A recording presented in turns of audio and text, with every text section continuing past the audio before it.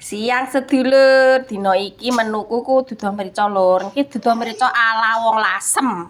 Bumbune iki empreh lur, mok bawang brambang, lombok, uyah moto, kunir, asem karo mrica. Iki ala lasem lur, gak ala rembang. Iki mono bahane iki lur. Iki sak godhog tak jeguri lombok.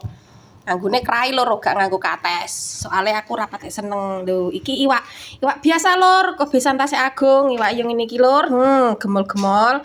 Iki tak kom karonan uyah karo iku lur. Apa? Kunir. Tak kom gen rada iwake gen rada kuning-kuning. Lah iku esuk mau aku masakku nganu lur, tak bukakno sik ya sajiku. Sambel tomat berhubung layahe tak nggo dadi gak sambel tomat gak sak layahe lur. Sambel tomat tapi tak dokok lepek. Yang ini iki lur sarapanku, sambel ambek kan ora kari. Iki mau tempe gembus karo nang dadaran ndok. Wis, aku pe eksekusi mricaku sik lur. Tak tutup sik, lalere akeh. Wis, tak ulek sik ya.